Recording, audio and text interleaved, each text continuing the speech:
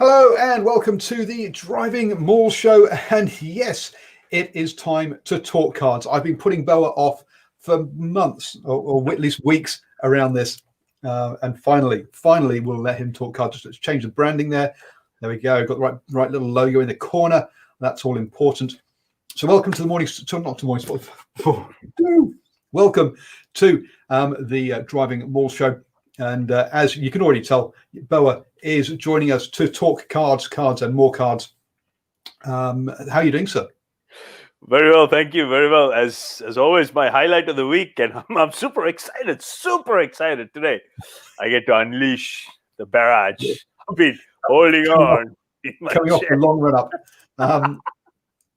This is like one of those in the in NRL where it's kicked, and the poor guy catching at the back suddenly sees this line of guys running towards him.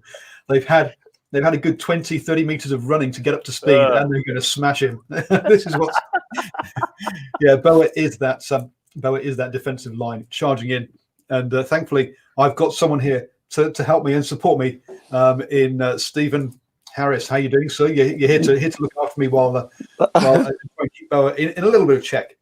Oh, I'm almost relieved I missed that first bit down. Sounds like Boa had you under the pump there, Paul. Hey, listen, great to be on the show, guys. God, we're so close to Christmas, aren't we? It's crazy. What happened to this year? Yes, it has disappeared. Now, Simon says, "Good evening. How long is he going to be talking about cards?" Unfortunately, Cornflake can't be with us straight away. Hopefully, he'll be here before the end of the show. But his work, basically works at Minor 10. So Minor 10, hey, if you'd like to support us, that'd be fantastic. Shout out there. And they've got late shopping hours, so hopefully he'll be joining us. So before we talk about cards, we will talk about a couple of other things. We've had the Rugby World Cup draw overnight. Also, we have some further news around concussion as well. So I think those two topics we should cover off on. Stephen, any other things we can talk about, you think, just to delay Boa a little bit longer about talking about cards? Oh, I suppose we're down this end of the universe. There's not a lot happening in terms of stuff on the actual paddock, so we can all only focus on what's happening off the paddock at the minute. Even though there is some rugby going on in the northern hemisphere at the minute, but no, I think you've pretty much got the topics that are at hand on front and centre. So, as Christopher Edward Bailey says, what did you think of the World Cup draws? Let's just go through the World Cup draws. We have 4 pools: Pool A, B, C, and D, as per usual. New Zealand are the first seed in Pool A. They're in Pool A last time in Japan, weren't they? And they have been paired up with the hosts, France, Italy, yet again for something like the 7th time. America's one, who you'd have to think would probably be the USA, and Africa one, which will be Namibia in Pool A. Pool B, we've got South Africa, Ireland, Scotland, Asia Pac 1, which will either be Tonga or Samoa, and Europe 2, which will be somebody like Romania or Spain at a guess. Pool C is Wales, Australia, Fiji. Remind you of Group D from 2019. Europe 1, which again is probably going to be Georgia. They were there too the last time round. And the final qualifier winner. So then also, yes, you've also got the final qualifier winner, which is probably going to be somebody like Canada or Uruguay, maybe Spain, someone along those sort of lines. If it is, it could actually be Uruguay, who were in Pool D last time, but we'll have to wait on that one. And then Pool D is England, Japan, Argentina, Oceania 1, which would be Samoa or Tonga again, and America's 2, which would probably be Uruguay, but it might be Canada. I would suggest Uruguay are better than Canada currently. Aaron said, "Oh no, not the French in the pool." Lol. At least you got France in the pool and not in the quarterfinals. That means you avoid them in the quarterfinals, so that's got to be a good thing, hasn't it? Boys, what are your thoughts on Pool A? New Zealand, France, Italy, America's 1, Africa 1. What are your thoughts there? Oh, I think it's wonderful. I think it's great. It'll be another fantastic opening game. France v the All Blacks. I think it's a blessing in disguise for the All Blacks, to be quite frank. I think they're just they know what to expect, and they will prepare. They will prepare very, very well for this, and of course, so will France. I mean, being the hosts, and also, this early up, announcing the draw. I think it's a wonderful thing. It just allows all the teams to prepare. Everyone knows what to expect. Although I have to say, the curious probability of one pool being identical with. We'll get on to Pool. We'll get on to that. Yeah, we're just talking Pool A in New Zealand first. So that's you. That's you. If you've moved on, you've moved on. Stephen, your thoughts on the All Blacks, Les Bleus, and the Azuri there? Yeah, well, I guess it's the perfect start for the locals, France. I mean to say, there's going to be a lot of expectation for the French if you kind of look at them. Their Rugby World Cup history, they've always sort of been thereabouts. You could arguably say they've choked when it's really mattered in a lot of their games. In a lot of cases, they've actually been in knockout games, and they've been cast by the wayside, so to speak. But boy, they are building a good side, as we saw in the last test in the autumn internationals against England. Wasn't their strongest lineup by any stretch of the imagination, but showing that they are building a lot of depth. And for New Zealand, it's France. We've got our own little history with France as well, as we very well know. But I mean to say, it's definitely not a pool of death by any stretch of the imagination. I think you could virtually, I think probably if you look at all the pools, they're probably the most favoured to progress through. Yeah, this has got to be. You've got to say this is probably the easiest pool to progress. To pick who's going to progress, it will be New Zealand and France. The USA will be looking at Italy, thinking, "Boy, can we get another Tier 1 scalp?" They have beaten Scotland relatively recently. So yes, the big question is who will be the coach of the All Blacks? Yes, Aaron, we'll take that one for another day.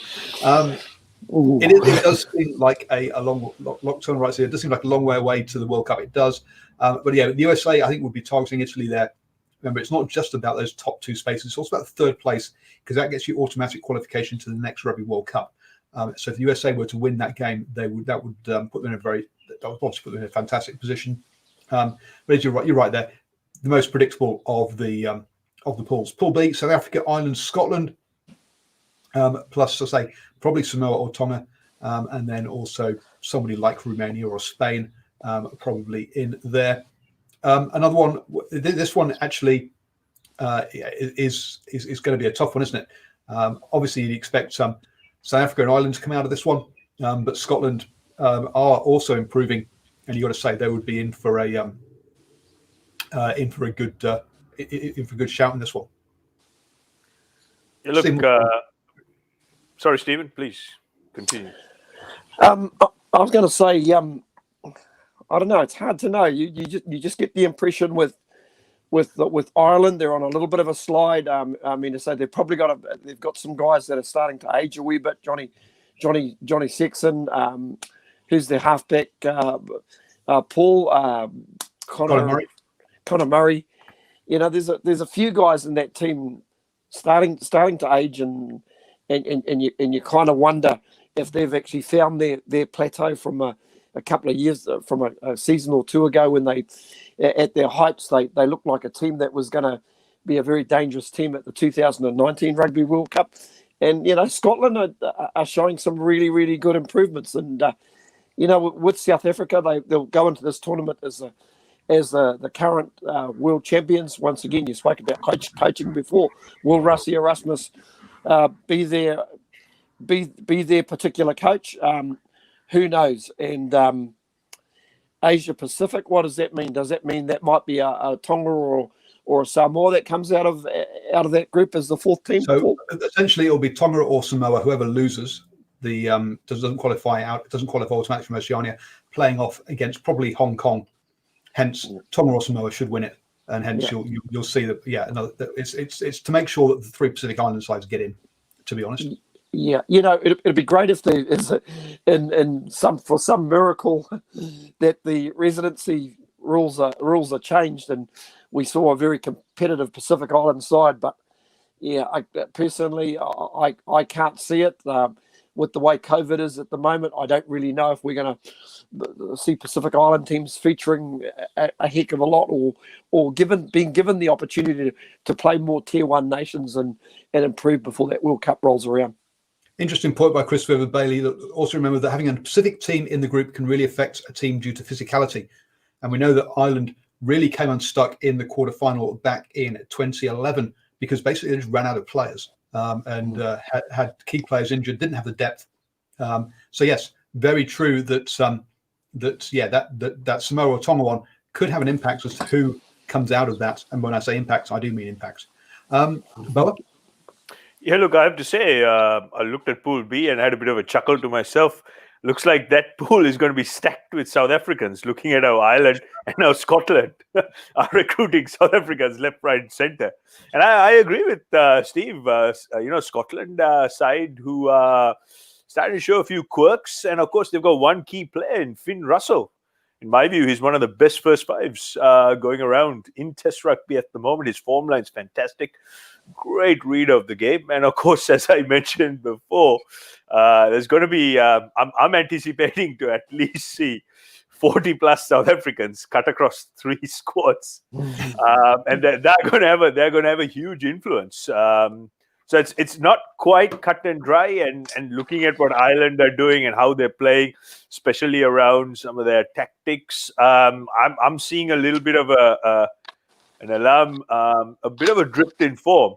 However, next World Cup's quite a while away, so there's plenty of time to fix these little quirks. But yeah, interesting group for me. I am tipping against the trend, South Africa and Scotland to make it through. Yeah, Stephen makes a good point about the aging side of Ireland. Pool C, Wales, who have had a appalling season, only beating Italy this year. Somehow, but because the seedings were taken from the beginning of the year, managed to stay as a first seed. They pick up Australia and Fiji, exactly the same 2 sides they had in Pool D back in 2019. Europe 1, as I say, will probably be Georgia, which means Georgia will join them again, which makes it just repetition of Pool D, and we'll see who that final qualifier is in that end one. Again, that's can Fiji do the unthinkable and upset Wales? Again, you got to say making that 3rd place for Fiji is going to be their key thing, I would have thought. But Boa, your thoughts on this one? Oh, look, I'm actually quite bullish about Fiji. I think this long out, and especially with the coaching staff they've assembled together, and I was having a very good chat with Richie Gregg, their defensive and collision coach, a few days back. And, some of the stuff they're doing is very, very encouraging. And if Fiji can put a decent squad together and give them time to prepare, I'm actually quite bullish about their chances of upsetting. I don't know whether they could be top of the pool, which is probably a very, very long shot. Obviously, the Wallabies are, favored to take that group. And, I've seen a number of reports and some of the world media reacting that, the Wallabies have been given an easy ride. I'm not so sure about that. But yeah, then again, Wales, they're in a bit of shambles. Wayne Pivac, who someone I know really well, I've got an amazing amount of respect for him. He's certainly under the pump. So it's going to be a very interesting dynamic this far out. It's difficult to say, but Wallabies look to be the favourite to top the group. But it's going to be a bit of an interesting battle come Wales v Fiji. Colston? I was about to say the other issue for Wales is, listen, they've been privileged enough to have a record-breaking skipper who's been around Welsh rugby for a very long time, and Alan Wynne-Jones. But listen, he turned 35 this year. So what is that? That's in 3 years' time. That makes him 38. So I doubt very much he will be at the next Rugby World Cup. I kind of look at Welsh rugby, and I don't see a lot of depth, especially at lock coming through. Hence that Wynne-Jones has been in that position for a very long time. You sort of look at somebody like Toby Falato. I can recall him being at the 2011 Rugby World Cup. So yeah, once again, they're also they're at a situation, Wayne Pivac, where he's really got to start building, trying some new guys. I saw that he did that in one of the games against England, but they were, to be honest, they looked outclassed. Plenty of endeavour. So I think a lot is going to really depend how their local rugby goes and what comes out of their local rugby with the 4 or 5 top professional rugby clubs in Wales. Yeah, Wales really remind me of one of those Netflix docos from the, getting some of that old archive footage and trying to digitally remaster. That's what Wayne Pivak's trying to do. Of course, the other option he can look at is what Ireland and Scotland are doing. Look at South Africa. Start importing some South Africans. Look, I think one of the problems that Wales have got, and also Ireland with these aging players, is that the Lions, South Africa, is happening next year. And so players have a reason to stick around for a couple of years rather than move on straight away after every World Cup. And that happens to, obviously, for the Northern Hemisphere team, or for the European teams, or the home country, every Rugby World Cup cycle, which is why some people suggest that maybe that impacts their ability to build over 4 years. Whereas down here, in New Zealand, for example, only happens every 12 years. So every third World Cup cycle, you kind of have some players who might stick around for a Lions tour. But South Africa, maybe that's why Southern Hemisphere countries that have the Lions tour don't progress so well. But we'll see. The Wales come to New Zealand for players Granny Gate. Oh, dearie me. As Nocturne writes, Northern Hemisphere teams tend to hang on to players longer than they do in say in New Zealand. That's true, and I just explained why that might happen. Pool D then: England, Japan, Argentina, Oceania 1, which will be again Samoa or Fiji, Americas 2, probably Uruguay, potentially Canada in that one. And Simon says Pool D is a pool of death. Now, to me, look, apart from Pool A, where you've got definitely New Zealand and France coming out of it, I think South Africa, Ireland, Scotland, Wales, Australia, Fiji, England, Japan, Argentina, I think they're all pretty much a muchness, to be honest with you. I don't see them with, I mean, they all have a kind of favourite who will come out, which is probably sort of South Africa, Australia, England. But the other two are both in with a shout of coming out of it. So I don't really think, I don't see a pool of death so much this year for this lot. Any comments on D or pool of death, Bo? Well, yeah, I mean, look, now Japan, if you look at the last 2 World Cups, they, first it was the Springboks, and then this time around it was Ireland, so two major tier 1 scalps, upsets. So is England next in line? That's my question. So that's something I guess we could all look forward to. But I don't see it as a pool of death so much. So I think England, they've got some very good plans laid out for next World Cup. So I'm actually expecting them to be right in and amongst the mix of going all the way. So England to top the group, Japan for me a likely second. Yeah, and just Joe Jones come out today saying he wants a replacement for the Sunwolves, and he needs something between the top league and the international game. So we'll see if he gets that, and maybe that might be something that sees Japan perhaps not progress as we'd expect without that Sunwolves team. Stephen, final thoughts? I suppose if there is a negative, guys, the first Rugby World Cup was in 1987 in New Zealand, and if you kind of look at the admittedly South Africa obviously wasn't around, but I think the only real 2 changes I think I can basically look at is maybe Scotland replacing South Africa and maybe Fiji replacing Japan. So it just shows you how much change there has or hasn't been at a World Cup level, and that's probably to me is a disappointing feature that where it's actually predictable, guys.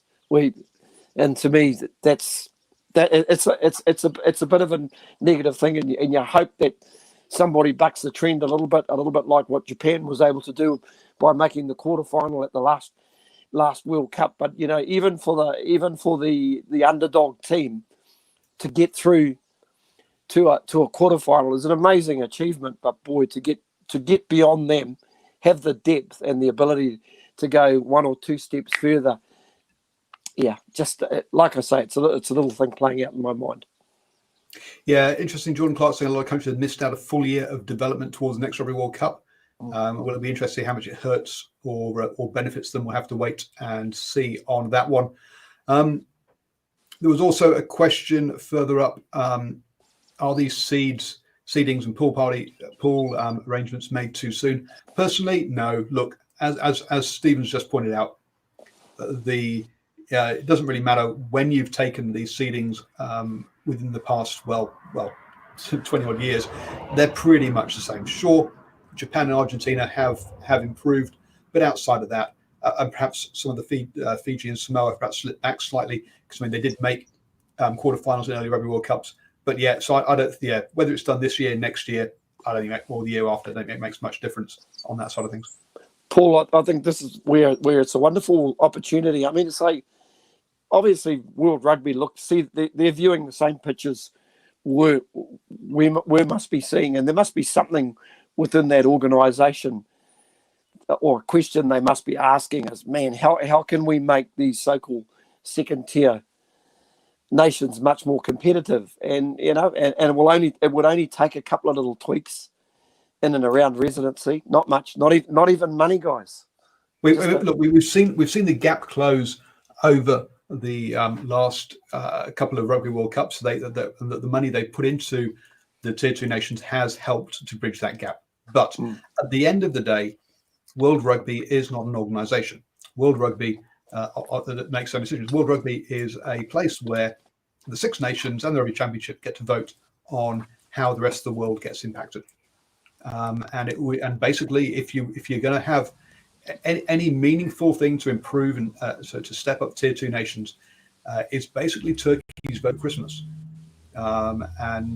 so that's why we've not seen it, and that's why whilst we have made some tiny steps in that direction, there is still a long way to go. And I know what you're talking about. The eligibility rules, maybe allowing players like Charles Piutau to be available for his country, as he's only got 1 or 2 caps with the All Blacks, for example.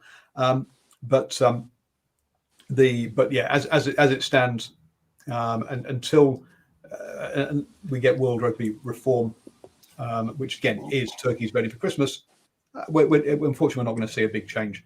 And with all the top unions currently bankrupt, the last thing they're going to be doing is voting for anything that puts their status as being at the top of the table in jeopardy. Is there a chance? Is there a chance if we're still on this earth 30 years from now, we'll be having the same conversation? Yes, there's a very good chance. I couldn't agree more with Paul. It's turkeys for Christmas. It's just it's almost like you have to be a professional beggar. Especially with these tier 2 and lower nations. For example, Asia Rugby, they have 28 unions registered under them, but they only have 2 votes. So it's, it's a bit of a lolly scramble. And if you make the lolly sweeter for these unions, they will vote in a certain way. There's no question about it. We probably, if all of us are lucky to be alive in another 30 years, chances are we will be having the very same conversation. I'm only 45. I'll be 75. Gee, give me a few more than 30. Oh, dearie me. I just hope somewhere along the line it actually does evolve to a point where we see maybe 3 or 4 of the top seeds get knocked out of the New Zealand. If it's gonna be New Zealand and the All Blacks, then so be it. If that actually happens somewhere down the line, it means that the game is actually evolving. If I had to ask a question to the powers that be, that's the sort of questions. Well, what do you want? You look at that football World Cup, and you marvel at the number of teams. You could arguably say just about every pool is a pool of death in football when it comes to picking an eventual team that'll go through to the final 16 or the quarterfinals. Man, I listen. I had better chance of picking my own nose than I would picking the team the teams that would go through to those particular finals. And I think somewhere along the line, that's what we want. We just want to take that predictability away. But listen, Paul, I've done my best to sort of kill the Boa's time talking about cards back big time. I was going to say, let's move on to this now. There's a strategy. Okay, we're just going to have 5 minutes quick chat about concussion to follow up from last week. So an interesting article came out on Rugby Pass yesterday, Monday, which was talking about to a doctor about concussion in the women's game. And one of the things that she said is, look, whenever you see research that says on rugby players, what it really should say is rugby high performance male players, right? It's generally not done at grassroots, and it's also generally not some of it is done at underage level, at junior level, but again, high performance underage level, as in under 21s or under or so forth. But there's very little to zero research on females. And she did some research up in amongst university players, looking at the difference between the men's and the women's team at essentially on the men's side of the game, yes, it's in the tackle where you see lots of the concussions. In the women's side of the game, not so much. It's more so the landing rather than the tackle itself, and then whiplash around the head. Boa and Stephen, if you could do me a favour, could you try and put your hands round your necks, and do your thumbs and fingers reach? So you guys both probably not quite. Stephen's strangling himself to make it happen. So basically, the difference is male necks generally you don't touch. So I've got a female neck because mine do. And that basically means that male necks generally have got more muscle. And one of the researchers in boxing shows that having a stronger neck reduces your concussions. So hence, and you can control your body more. Hence that. So yeah, basically. Also, the fact that boys or males generally have grown up playing rugby, so they get used to how to fall, etc. Whereas females quite often take it up at university. And female. So basically, the advice is, if you're a rugby player, particularly a female rugby player, do neck exercises and strengthen your neck to avoid concussions. So back in the old days, if I stole a horse and they were going to hang me, I had a good chance of hanging in there for a while. That's maybe a golden nugget. Yeah, look, that's just coming back to this concussion protocols. I've actually had some significant progress with my safe tackle framework involving World Rugby, NZR, and also ACC now being involved. I can't talk too much about it, but what I am saying is, Paul, you're absolutely right. All the research and most decisions in and around contact and high contact, to be very specific, it seems to be actually made to please high performance coaches and high performance players, because on a number of occasions, male high performance players, players, correct.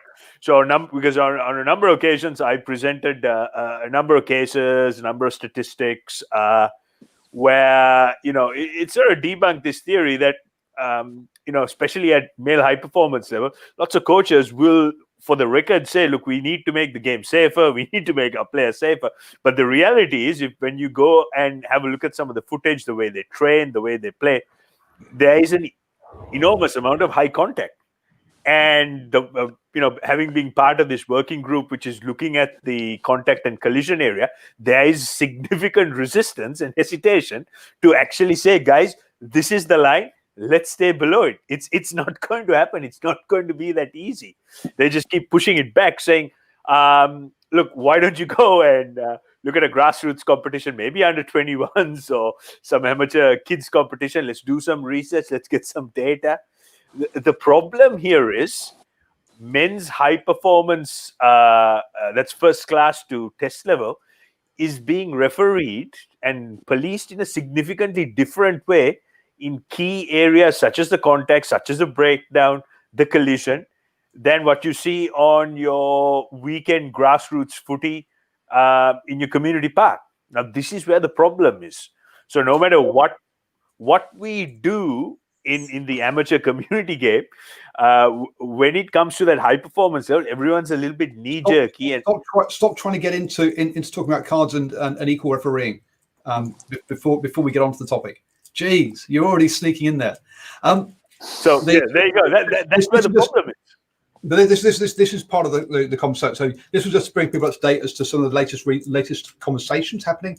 But look, whenever you see research, remember the chances are it's been it's been done on male and high performance people, and then extrapolated to the population as a whole, be those not high performance and not male, i.e. female.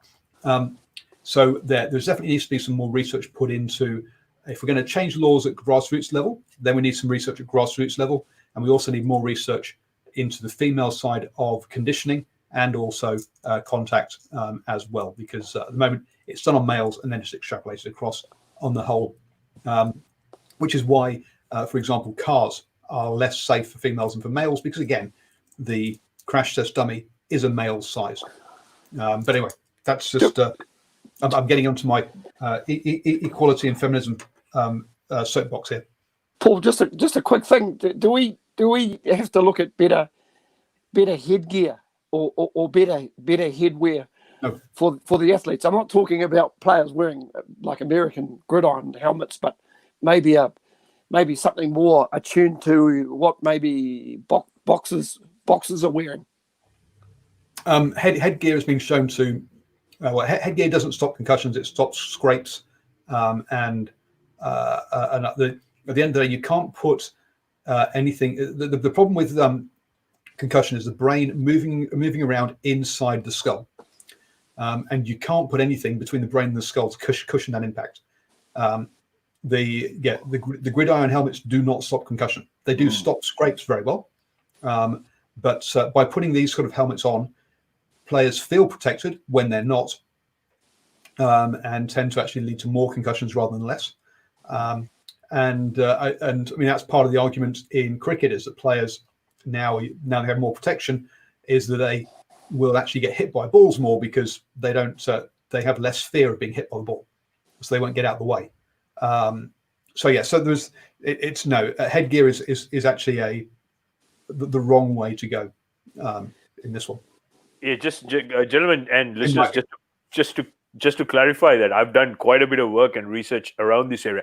There is no scientific evidence whatsoever to suggest or to prove that any type of headgear is going to protect against concussion.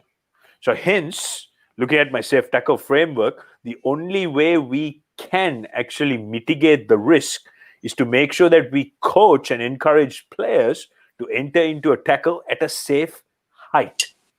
That is the only way we are actually going to mitigate and reduce significant harm, especially to do with concussion. Okay, folks. Right. The people have been asking for this. It's what the people want, according to Aaron. So it is time for me to crack a beer, sit back, and listen to Boa talk about cards for a bit. So Boa, we'll give you the whole screen. What is it that you would like to talk about cards? Right. Where can I start? When we watch a game of rugby, we want to see the collisions. We want to see continuity. We want to see good rugby. We don't want to see a guy dressed in a referee's kit, pretend to be Santa Claus, and give out cards left, right, and center willy-nilly. But that's actually what's happening. Guys, the biggest issue with rugby in the current context or in the modern day is that most of you would commonly refer to this as rugby is going soft. Well, one thing I can say is rugby is actually not going soft. The collisions are getting harder. The collisions are getting stronger. The amount of contact is becoming more and more significant. What's actually happening is the way the game is being policed by World Rugby with their high tackle framework is very impractical, especially at first class rugby right up to super rugby and then obviously test rugby. Now the current framework, it looks really good on a presentation slide, i.e. PowerPoint or anything like that. But you have to be delusional to think that it works in a practical sense. on the field. It doesn't. That's why we have yellows, reds, and all these sort of cards and penalties for the slightest of contact. If you sneeze the wrong way, you get sent off. So what we actually need to do is we need to look at some sense and sensibility. So one of the key areas I've been working on with NZR as well as World Rugby is to look at introduce an orange on-field card. Now, what this does is that instead of dishing out red cards for the slightest contact, which is above the shoulders, which we're seeing at the moment, it's a 10-minute sin bin. It goes on report, pretty much like rugby league, and the offending player will front a judiciary. And if there's a further case to answer, then there'll be further suspensions or sanctions. If there's not, they're free to play. One of my biggest bugbears at the moment with these cards, especially red cards, is the inconsistency. Now, for example, in the Tri-Nations, we saw Ofatuinga Fasi getting red carded, where the initial contact was where the ball carrier came into the tackle. The ball carrier's wrist actually made contact with Ofa's chin on the left side, thereby pushing his head back. And then he follows through with his shoulder. Shoulder makes contact with the head. Now, it was a red card. Now, the same referee, the same guy, fast forward a couple of weeks in the Argentina Pumas versus All Blacks game, we saw the All Black replacement prop Lomax drive a shoulder, and it looked pretty deliberate, guys. It looked pretty nasty, straight into one of the Pumas' head chin area. And that was only given a yellow card. Now, in my opinion, that deserved an absolute red card, because that is the sort of stuff we want to stamp out of the game. But because there's all this inconsistency and confusion and mixed messages, and then throw in the fact that coaches at high performance level don't want to give up the choke tackle. That's right, the choke tackle. This is now starting to really cause this knee-jerky, extreme reaction from World Rugby. So the problem is, every time now there's big contact, which is, by the way, what people pay to come and watch. Because keep in mind, guys, there's no version of Test rugby where people won't get hurt. People will get hurt. People will lose teeth. People will get knocked out. Okay, it's inevitable, because the players are becoming stronger. They're becoming faster. They're approaching the collision a lot harder and faster. So what you actually need to do is apply some common sense and start coaching players to enter into the tackle zone in a safer way. And also, it needs to be refereed in a pragmatic manner. Otherwise, okay. What? Right then. We need to come back on a few of these things. Right then. First up, the game is going soft, rubbish. Okay, I totally agree with you that's absolute rubbish. And just to be clear here, never on the DrivingMaul show have we agreed with that. We do believe, that the game is harder than it has ever been. And at the end of the day, from what you're talking about here, your problem appears to be more about consistency of refereeing rather than necessarily the punishments themselves. And I think by adding an extra card in, you're just adding more complexity, which is going to lead to more inconsistency and lead to less consistency between games for referees. So I don't think the answer is adding more laws or more punishments. I think the answer is more in getting the current ones enforced consistently. And Stephen, you're doing a bit of nodding and shaking and moving around here. I think you've got something to say. Yeah, listen, I'm going to go with Boa on this one, because I think that inconsistency is not just on the decisions that are happening on the field, but they're also the decisions that are happening in the judiciary as well. Like, I'll give you an example. Yeah, we all know that there are players that are serial offenders, and there might be somebody who basically puts in a shot for the very first time, but that person who puts in the shot for the very first time will get a couple of weeks taken off his sentence, and yet it's actually the same offence that the guy who's basically been suspended, who's only because he's done it before, and that's basically a poor technique. But it's telling me there's inconsistency with the decisions that are being made on the paddock. That's why I'd kind of like to see it. You know how I feel about this. I'd just like to see it basically go on report, unless it's unless it's to the point where it's just complete foul play, somebody's been hit from behind, go on report. Then when you can sit down in the clear light of day and basically look at it, and it doesn't affect the contest at the time. If the infraction was so bad, it can be sorted out in the judiciary, and I think they can get more consistency in the judiciary room. And if the penalties have to be harsher in the judiciary room, then so be it. If you're sending a clear message, for example, Sia Tompkinson, I think he might have gone to the judiciary 2 or 3 times. 4 times. 4 times this season. Quite frankly, he should be either fined very, very heavily, or he should probably have half a year off. Put it that way. And if you don't get the message by taking it down that path, you never ever will. Because I think at the moment, the door is still jimmied at the minute, and it's inconsistent. It's inconsistent for spectators. This is an entertainment business at the end of the day. Sure, we don't want to see guys getting taken in the air, but sometimes when you actually see 2 guys do go in there, yes, you got to stop and wait. Oh, it's frustrating. Should we just ban high kicks altogether? We'll just do away with high kicks to stop people getting into those sort of infractions. I don't know. There's a lot about the game at the moment. I think we've cleaned up the contest in the air a lot over these last couple of years, and players are a lot better. Occasionally, you'll get a player playing out of position on the wing, generally, who will then go through and take a player out by. But on the whole, I think it's the exception rather than the rule that we get players getting taken in the air. So I think that law change has worked in taking players out in the air.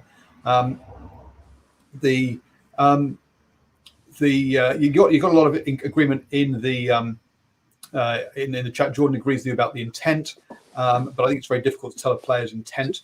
And Nocturnal writes yes, says thuggery is red, but reckless is orange. Because the oranges, we already have orange available, and that's called the citing commissioner, right? It's already there. So I don't see what's an orange card and the citing commissioner. Look, it's manifestly unfair that someone, let's say for argument's sake, if I were to eye gouge a player and I get caught red-handed, I get the same sanction as someone who would put a reckless or a clumsy, getting their timing slightly off, a high shot.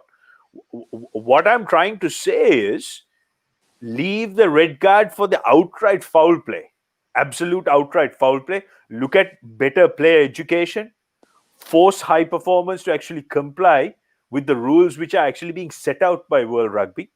Get better referees. This is one part of the problem. We with our referees, it's this merry-go-round. The same bunch of guys get recycled in and out like my curbside bin, they make some horrendous, shocking errors for test level, and they get rewarded by sort of getting another game week after. So this is where the issue is. I think we need to streamline all these, and World Rugby are actually forgetting the most important party in this game. It's the spectators. It's the people. Well, hang on, there can be a couple of things here. And look, we have the best referees that are available at the moment. If we try and get some other ones, they're going to be less experienced and less good. I don't see where these better referees are coming from. No, I completely disagree. If we keep trying these same recycled bunch of guys making the same mistakes, by the way, right around, just move them on and get some new guys. I agree. I agree with Paul. It's basically what we're. It's actually what we've actually. It's the steps that we've got in place that is actually making the referees look really foolish. Give you an example of how chalk and cheese the deliberate knockdown is. In sevens, it's a yellow card. But when a player does it, knocks a ball down, he's running off before they're running off the paddock before they get the yellow card. In 15s, oh no, he was going for the ball. He was trying to intercept it. In yellow, in sevens, it's the ref, they don't even argue with the official. It's basically you're not even going for it. Even if the guy's going for an intercept, he's knocked it down.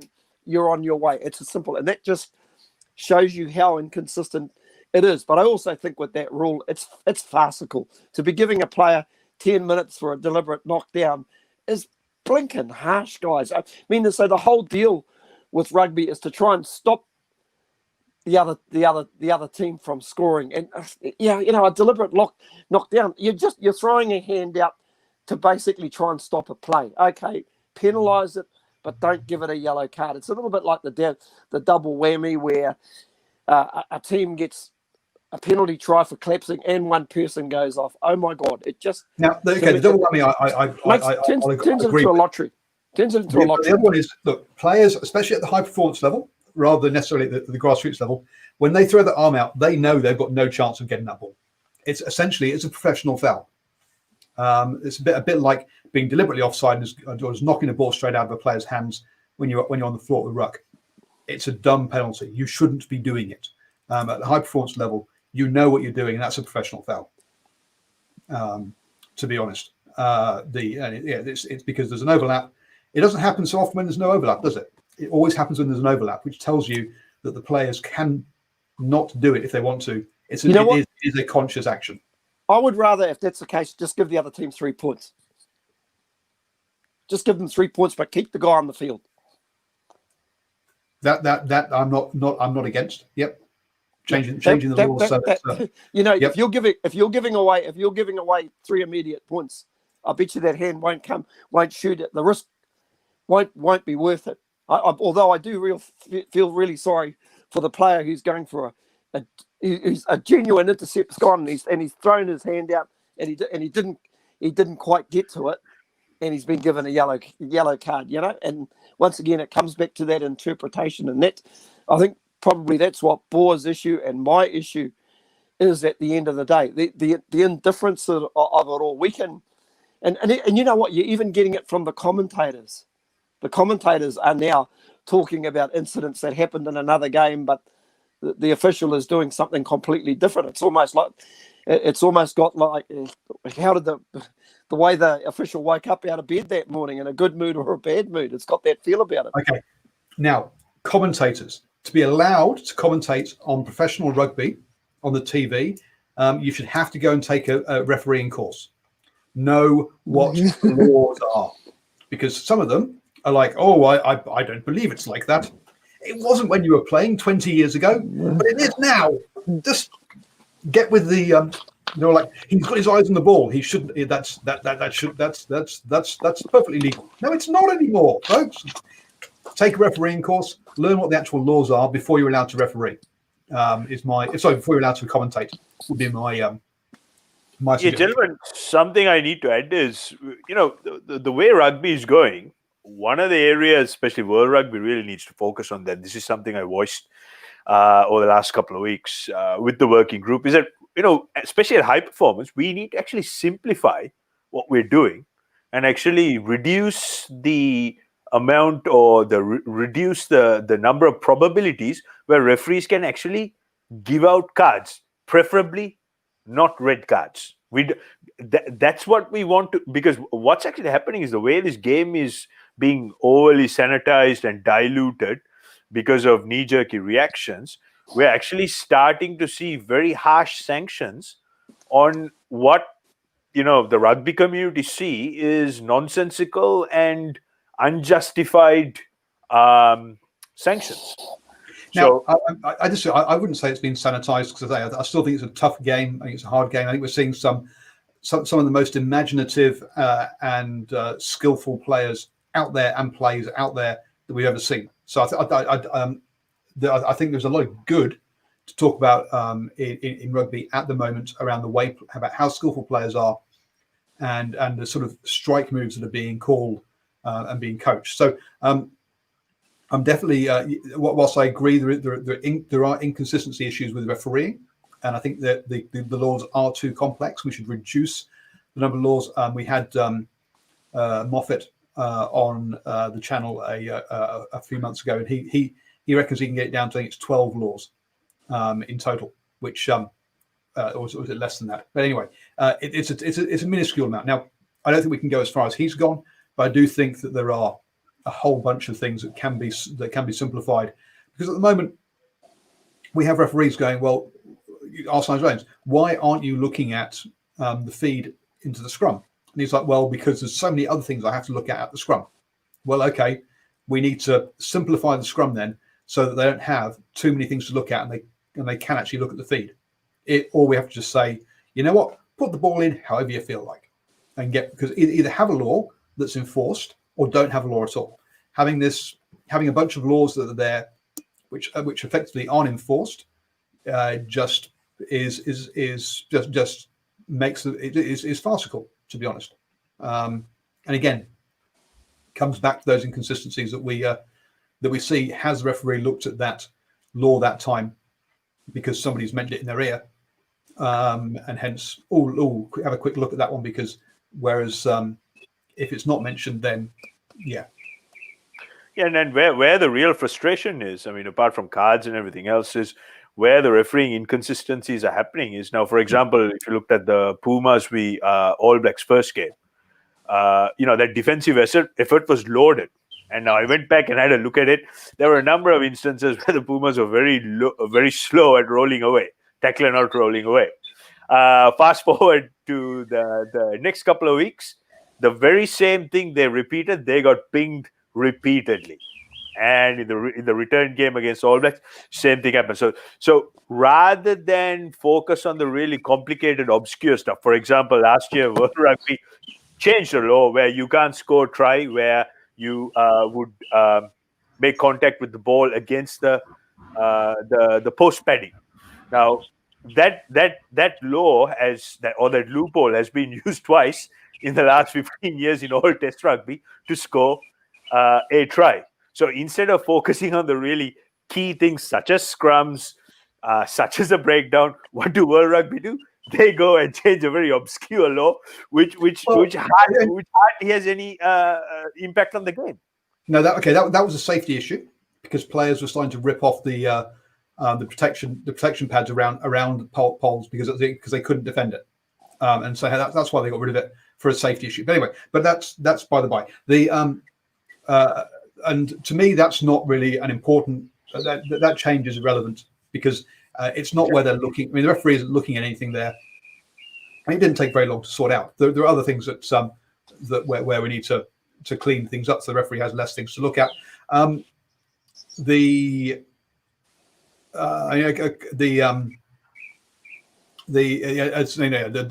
padding on the post was silly and unfair on the defence. You couldn't defend the bottom of the post. Hence, that's why I say they started ripping them off. But your point there, that look, in one game they weren't being penalised, but they were the following game. That's because there was a review happened between the referees and the head of referee coach there said, look guys, you've been missing this. You guys need to make sure you get it next time, and they did. So they improved. Now, so isn't that actually a sign of the refereeing system working, in that the referees are improving? Well, absolutely, but that needs to be communicated to everyone. The problem here is all this gets done. It's done behind closed doors. Everyone keeps it very tight to their chest, and because that is not simplified and communicated to the teams, the fans, put it out in the media, this is where the issue is. So it's a simple case of actually understanding how to communicate and say, look, these are some of the areas where we're looking at. This is what needs to happen. This is how it's going to be policed. So what do the Pumas do? They come back a second week, third week, do exactly the same thing, and then the hands go up. It's a double pot of tea, and they're like, what's going on? So I actually side with the Pumas there, because it's very frustrating, and it's almost like we're seeing two different types of rugby. And the issue here, Paul, is it's like a heartbeat monitor. One week they get it right, next week they don't, then the next week, yes. So it's a bit of a lottery. And the reason is it's being overcomplicated, far too many processes. And I have to say, talking to some of these people, I'm not going to name names, it's very difficult to get anything through when you're talking to someone who knows everything. It's like talking to an encyclopedia. Yeah, no, I agree. And look, around that one, some people won't be told, and they'll say, "Look, yes, I know," and you try to, no, you're not really listening to me. I get that. Yes, there can definitely be better communication. The problem with the communicate around this is, do you expect well, Bowie, I know you don't have a boss, but to Stephen, when you have your annual review with your boss, do you expect that to be publicly given out? And I guess, look, to some degrees, you can say, look, they're in a public job, therefore it should be given out. And I do see that. I do see that. Yeah, but I do think, communication could be a lot better around this. One of the ones we've had is one of the referees, after which game was it? It was the England-France game, I think, where one of the games in the final round of the it wasn't England-France game, sorry, it might have been Wales-Italy, but one of the last games in the Autumn Nations Cup, one of the referees got so much abuse online that he had to pull out for mental health reasons from refereeing the following week. That kind of thing is wrong. So, however the communication is done, it has to be done in a way where we do consider the mental health of the officials as well. We don't be throwing the officials under the bus. We need to keep officials in the game. You don't want to be losing them. Otherwise, we'll end up with games we can't play at the weekend. Guys, I was going to say it's quite interesting. One of our most celebrated ever referees, who refereed his 100th test and seemingly is winding down his career, and Nigel Owens is basically mentioned in his final shot at rugby 3 areas where the game can be basically improved to make it more exciting. And interestingly enough, one of the areas he speaks about is actually the rolling or the driving maul. And this is another real and consistent one.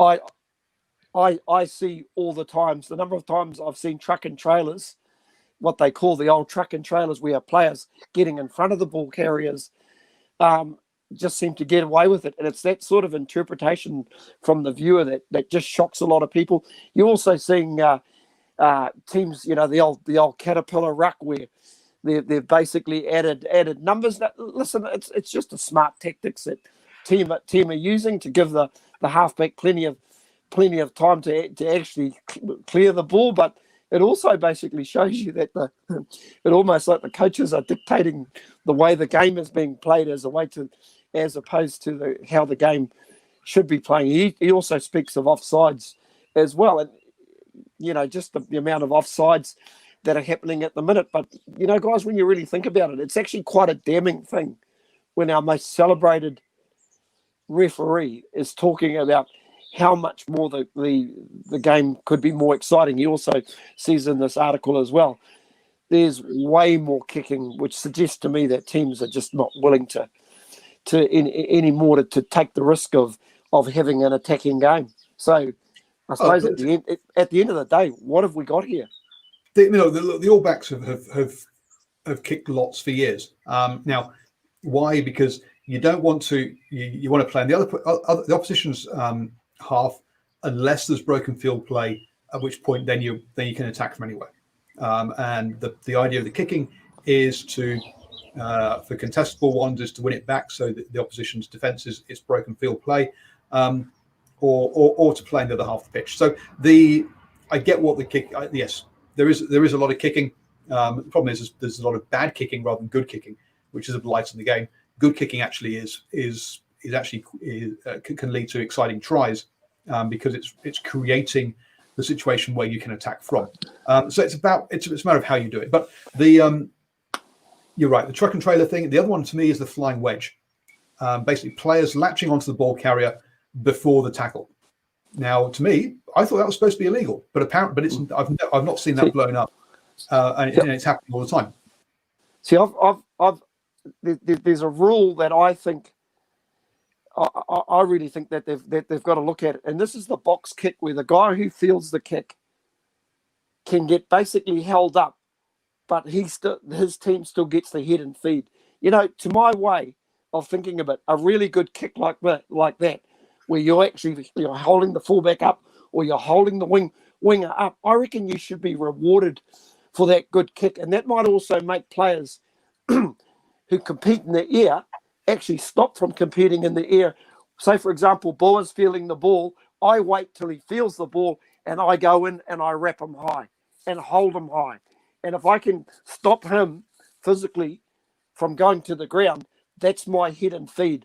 I get the reward for a good high kick, but it also might make those players think about the contest in the air. What do you think? Boa's trying to stop the high tackle and the choke tackle, which is what. No. But you can still hold a guy up. You can still hold a guy up. That's definitely a choke tackle is holding the guy up in the tackle, which is something that Bo was talking about trying to get rid of. So anyway, why? See, this is my thing. Why should that guy have the luxury of still having the head and feed if they couldn't free it up? I know you guys agree with me. The reason is a bit like when you drop on the ball, you've got to be. You basically, they're saying you've got to be given the chance to play the ball. Is basically what they're saying. Not if you're in the air. To me, it's still like a maul, like a person who's if I'm running into contact and they hold me up, that's my own fault. I was carrying too high. If he's caught the ball, and the other guy has just waited till he's fallen and held him up, he's open game in my book. Stephen, all I have to say is thank God you and I are not referees, no part of a referee society. We would be ostracized straight away. we will have no chance of survival because look, guys, I'm not gonna go into names, but over the last couple of weeks, especially with my safe tackle framework, I'm starting to learn a lot about how decisions, especially around high performance, is being made. There is a lot of pushback and hesitation where we have clear-cut black and white rules where safety becomes number one priority because, at high performance, coaches and coaching want to, bend the rules to the very absolute limit. So there's it's been a real learning experience for me. And, in the working group, and again, I'm not going to go into names, I clearly asked the question and said, look, what about this? Presented the video evidence. And there was this long pause of silence, eerie silence, because again, it comes down to wanting to, push the tether right to the extreme end so that it's okay to sacrifice a little bit of the safety element so long as we can win and get the ball back. That's the message I was receiving. And it's the same thing with the refereeing as well. They tend to agree with this bunch of high performers saying, let's put out a rule saying, if anyone gets hit, whack just slightly above here. But the reality is 70% of all contact at test level is actually chest level and above. So that's where we're actually seeing all these inconsistencies. One of the problems here, Bo, is that you'll have coaches going, it's a results-based profession. And as soon as you go down that route, you're basically saying the end justifies the means. And if I win, if I cheat, and if I injure players, I don't really care. I've got to win, and that's basically where this is coming from. Yeah. Look, this will carry on the way it is until what happened in the NFL, until we have a fatality, and I'm very concerned about this. That's the reason I came up with safe tackle framework. That said, World Rugby are seriously considering some changes for season 2021. Same with New Zealand Rugby. They're looking at tackle clinics and safe tackle framework clinics for the junior grades. But again, straight away it gets tested and tried out. All the good stuff, all the safe where mummies can come and have a look and say, "Wow, that's all good." And look. Will it lead to look? You say we have to wait until the death like in NFL. We've had deaths in rugby, and I mean deaths, plural, not singular, already due to concussions. And I think will be, and hence that's why we've seen World Rugby make these changes in an attempt to avoid litigation. Litigation, though, is coming, and we'll see quite what that means as we over the coming weeks, which is why again has brought concussion back to the forefront of discussions. Up to 210. That's the inside word I'm getting. Up to 210 ex-test players and ex-first-class rugby players banding together for this class action suite. So there we go. It's increased because it started, I think, at 107. So within 2 weeks, it's already doubled. There's a lot of it out there. And I did there was a 15-point concussion charter of items they would like changing. I did a video about those 15 points. If you would like to watch that video, folks, then or listen to the podcast, become a supporter of the New Zealand Sports Radio via patreon.com/NZ Sport Radio, and you can get exclusive access to that video and or podcast, depending on how you want to see it. Boys, we have unsurprisingly run over yet again. Red card for me, I guess. Oh, sorry, orange card. Orange card for you. Yes, no red card. Well, I can give you a blue card. I think you're taking a head knock. Let's go and get some. Guys, I'm going to quickly throw something. Next year, Women's Rugby World Cup, which is now called the Rugby World Cup 2021, is happening in New Zealand. So don't be surprised if you see safe tackle line. Given the research which has just come out about women's injuries and concussions, and I guess the only way we can make it safer for female players is to actually lower. Well, no, but this is the point. In the women's game, the problem isn't the tackle. The problem is the landing. Okay, it's when they hit the ground, and in fact they lose control of their head in that situation. So lowering the tackle height doesn't alter that. It's not the tackler. It's not like the rates of the rates of concussion and the causes of concussion. Sorry, rather than rates, the cause of concussion in the women's game is different to the men's game because of the body types, and so hence it's a different. The moves to reduce concussion in women's rugby may require different actions to the men's, and more around, as I say, conditioning rather than necessarily law changes for them currently, because we don't, especially around that, I say, the strength in the neck. Thank you, guys. It's been an absolute pleasure yet again. One topic we didn't talk about was Pack 4. Which is the new women's international rugby competition. Perhaps we'll have a chat about that next weekend with that reminder about the Rugby World Cup 2021, which is the women's one. There is going to be a new one. Dear me, sorry, someone's put something in the chat that's funny but inappropriate. The putting in the So yeah, Pack 4 is a new international rugby competition, which will give the Wallaroos and the Black Ferns regular rugby. So we'll talk about that next week. So I forgot to talk about this week. It was on the morning sports briefing, which comes to you 7 a.m. every single morning. So don't forget to like, subscribe, follow, all of that kind of stuff. Thank you very much, Boa, for joining us. Thank you very much, Steve. Yep. No worries. Just before you go too, don't forget New Zealand Rugby Awards happening this Thursday night. A couple of quick predictions. Mitre 10 Cup Coach of the Year. I'm picking Mark Osic to pick up that title. Mitre 10 Cup Rugby Player of the Year.